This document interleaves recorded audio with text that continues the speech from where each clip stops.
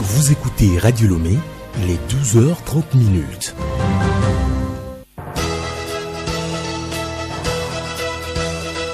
Le journal Bénédicte Kanda. Hortense Djoua, bonjour. Bonjour Bénédicte. Madame, monsieur, bonjour. Merci de nous rejoindre pour le 12h30 sur Radio Lomé. Voici les titres. L'Office togolais des recettes cherche des solutions pour soulager les contribuables en ces temps de vie chère. L'OTR a analysé hier les mesures à prendre pour accompagner l'économie togolaise. Créer un monde pour tous les âges, c'est le message de la Journée internationale de la jeunesse célébrée aujourd'hui 12 août. Une journée pour que les mesures se prennent pour ne laisser personne de côté. Remue-ménage depuis hier entre les revendeuses du marché d'Agoué à Sieyé et les forces de l'ordre. En cause, l'occupation par ces femmes de la voie publique. Dans ce journal, vous suivrez les explications du maire de la commune Agoué-Nivé 1. Et puis sport, athlétisme, le Togo gagne une première médaille à une édition des Jeux islamiques. Il s'agit de Naomi Akako qui a remporté hier la médaille d'argent en finale du 100 mètres haies au 5e Jeu de la solidarité islamique à Konya en Turquie. radiolomé.tg. Bienvenue à tous. Le peuple évé de la préfecture de Zio est en fête ce samedi. Il célèbre à Izan, édition 2022, une fête de reconnaissance aux mânes des ancêtres qui favorise une bonne saison agricole. La culture principale, le haricot, est produit dans les différents cantons de cette préfecture, dont voici la carte postale avec Geneviève Pogno. Située à 35 km de Lomé sur la nationale numéro 1, la préfecture du Zio fait partie de la région maritime et est chef-lieu de cette région. Elle compte une vingtaine de cantons et a une population de près de 300 000 habitants selon le dernier recensement. La préfecture du Zio connaît depuis ces dernières années des travaux de réhabilitation et des extensions des marchés. L'agriculture et le commerce constituent les activités économiques de cette localité. Le haricot produit abondamment dans le Zio est à l'origine de la fête à Izan, principale manifestation culturelle qui draine des populations et touristes. Rendez-vous donc ce samedi à Thévié.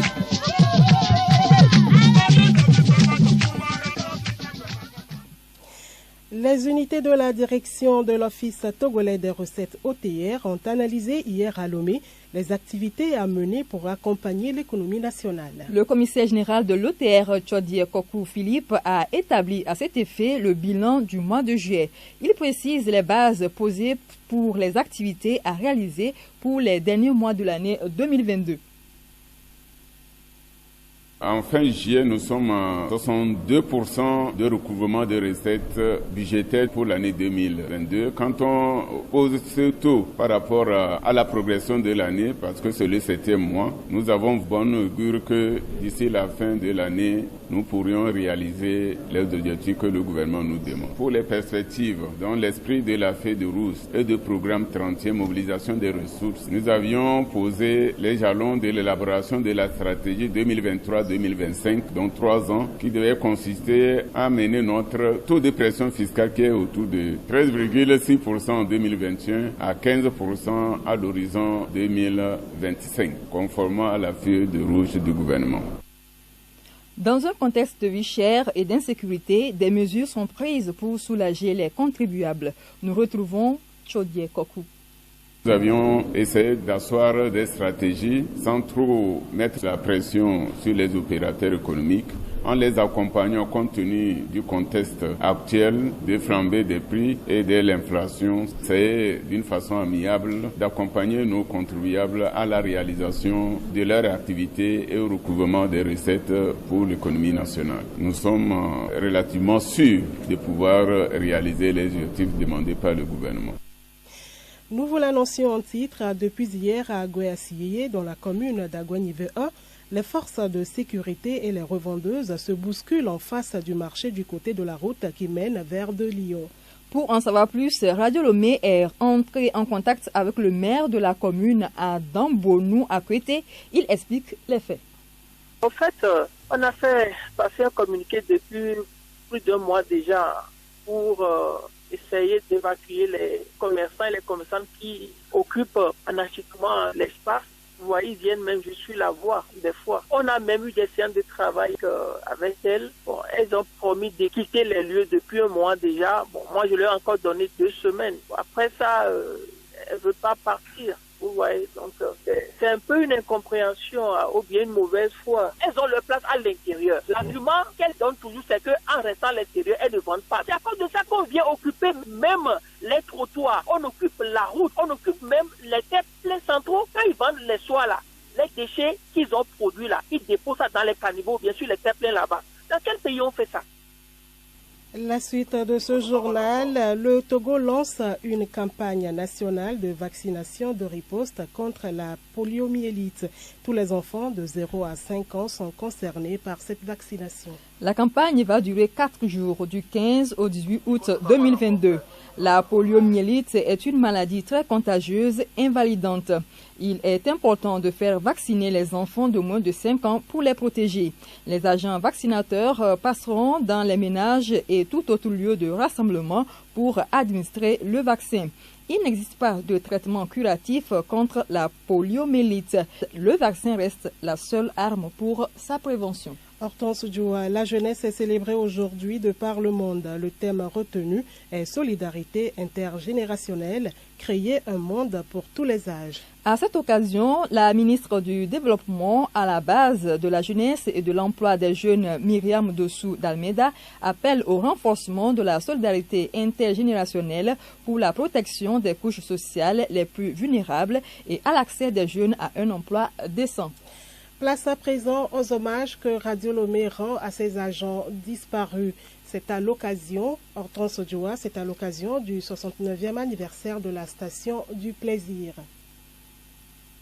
Cette liste des agents de Radio Lomé est loin d'être exhaustive. Nous écoutons Nora Lassé et Yaouka Maké pour les hommages du jour. Si nous pouvons écouter la voix du feu qui se fait entendre la voix de l'eau, écouter dans le vent le buisson en sanglots, nous aurons toujours raison d'écouter à chaque fois que l'occasion se présente la voix de ceux et celles qui sont partis et raviver leur mémoire. Une mémoire qui ne doit jamais être reléguée aux oubliettes. Kolum Toyi, ton sourire, tes blagues, oh là là. Tcheki Abalo, à Kapoyovi à Holou dit à vous l'antenne, Kado Kali Donda alias Doya Sainte Kado Talim Gilbert. Doji Alejo Komi Gato Wonu Ali Gaïtan. Où êtes-vous? Patide Koundé, chauffeur, les pieds sur l'accélérateur, les mains au volant pour arriver à l'heure sur les lieux des couvertures médiatiques. Oui, où êtes-vous? Tout Balakiem, Tunouvi Ayaba, Ebo Elias, Kojo Dara, Agbessi Ezoba, Annika Blamba Johnson. Où êtes-vous donc? Hervé Penanek, Kwaku Kwadelou Dikao Carré, Gilbert Noukounou. Où es-tu? Julien Tossim. Mais, regardez-moi, regardez-moi ça. Corrigez-moi le son, jusqu'à ton dernier soupir sur ton lit d'hôpital. Où es-tu, Yolande Hava, Léopold Laïvi Togbassa? Corrigez et relisez bien vos conducteurs avant de les lui soumettre. Robli Agbodo Vincent, où êtes-vous donc? Où es-tu?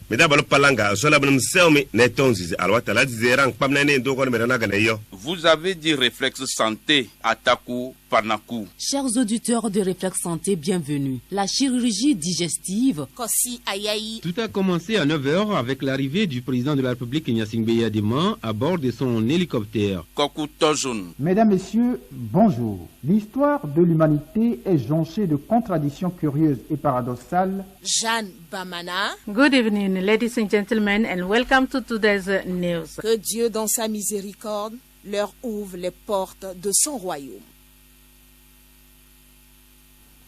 Nora Lassé, cette liste des agents de Radio Lomé est loin d'être exhaustive. D'autres noms et d'autres voix seront aussi à l'honneur demain. L'invité de la rédaction est Adama Afidako Agat, ancien employé à Radio Lomé. Rendez-vous en fin du journal. Le journal Bénédicte Kanda.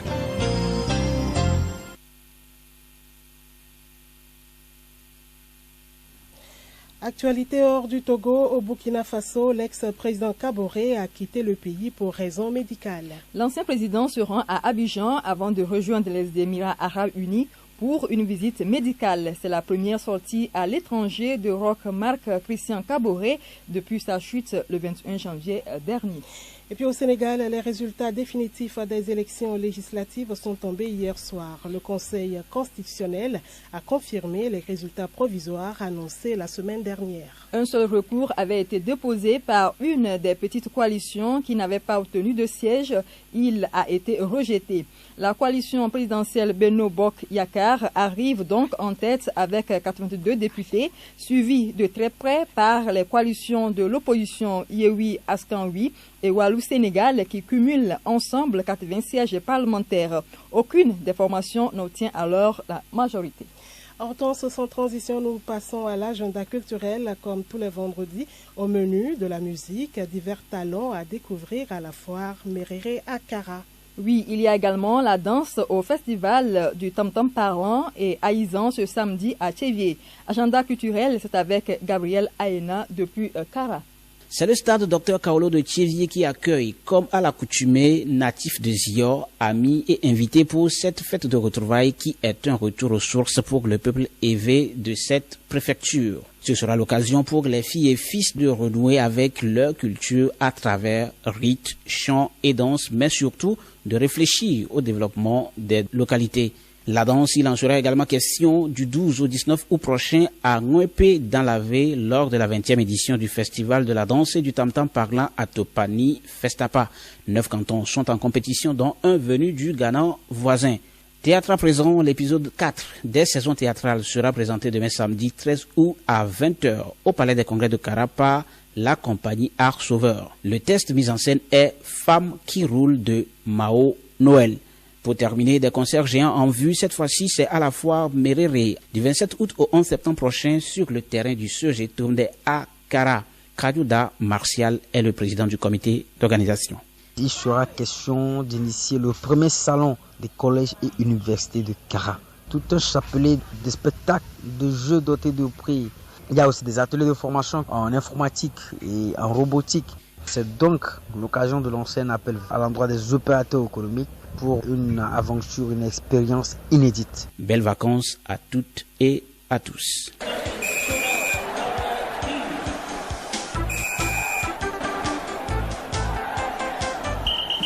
Sport à présent, football, la dernière journée de la phase de poule du championnat national féminin.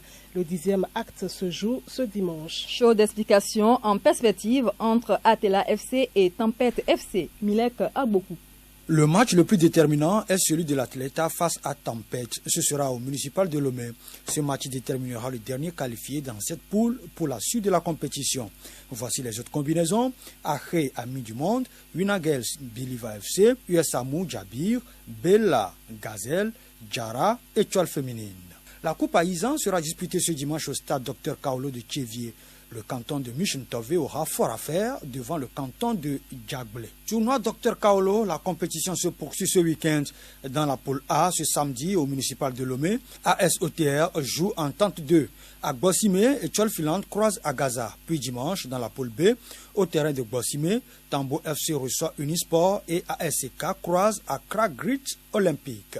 Tournoi Renaissance Cloto, les qualifiés pour les quarts de finale seront connus ce week-end. Voici les combinaisons. Riverain Assad, Achad Olympique, JJK Dream Team, Tout-Puissant Réveil. Puis dimanche, AFA joue Aigle Royal, Kekeli Cross BM FC, NSA joue Elephanto, Opéra Idefi Racing. Athlétisme pour terminer, le Togo est en argent en Turquie. En finale de 100 mètres air, lors des 5e Jeux de solidarité islamique à Konya, Noami Akakpo, l'athlète togolaise, décroche la médaille d'argent. Celle qui est arrivée en seconde position lors de la course jeudi a couru en 13 secondes 46. Elle établit du coup un nouveau record national. Nous retrouvons à présent l'invité de la rédaction qui est Adama Afi Dako Agathe, une ancienne employée à Radio Lomé. Elle est au micro de David Tchakbera. Madame Adama Afi Dako Agathe, vous avez été employée à Radio Lomé. Vous avez servi au secrétariat. Comment avez-vous travaillé à Radio Lomé? J'étais fière à mon arrivée à Radio Lomé pour n'avoir jamais travaillé dans un média d'État. Nous avons bossé, nous avons travaillé, car au secrétariat, concernant les courriers arrivés et départ, c'était presque le même service qu'au cabinet. La seule différence, c'est que ici, c'est un média d'État. Le jour où j'ai commencé à aller à la technique, je m'étais étonnée de me rendre compte que c'est ici que le travail se faisait pour être écouté à la maison. Quelle a été votre expérience la plus marquante à la radio? Mon expérience vient du fait que malgré que la radio Lomé fonctionne 24 heures sur 24, l'administration a pris des dispositions pour que tout marche comme sur des roulettes. Il est rare de constater des interruptions de programme. Alors aujourd'hui, quel est votre regard sur les prestations de Radio Lomé? Je constate aujourd'hui qu'il y a une amélioration dans les programmes de Radio Lomé, mais mon souhait est de voir les prestations de la radio s'améliorer davantage.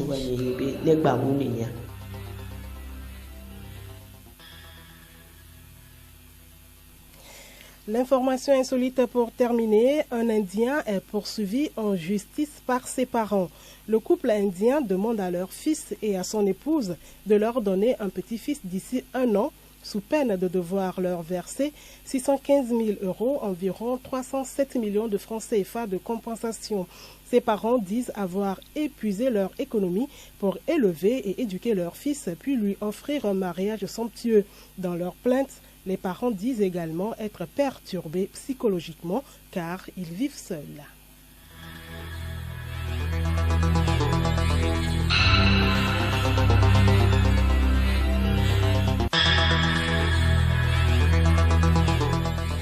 Madame, Monsieur, voilà, c'est la fin de ce journal. Merci de l'avoir suivi. Retenez pour les titres que l'Office togolais des recettes cherche des solutions pour soulager les contribuables en ces temps de vie chère. L'OTR a analysé hier les mesures à prendre pour accompagner l'économie togolaise. Créer un monde pour tous les âges, c'est le message de la Journée internationale de la jeunesse célébrée aujourd'hui 12 août. Une journée pour que les mesures se prennent pour ne laisser personne de côté.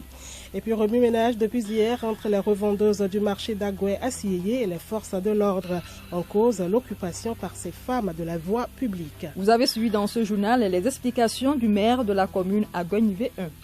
Bonne suite de nos programmes.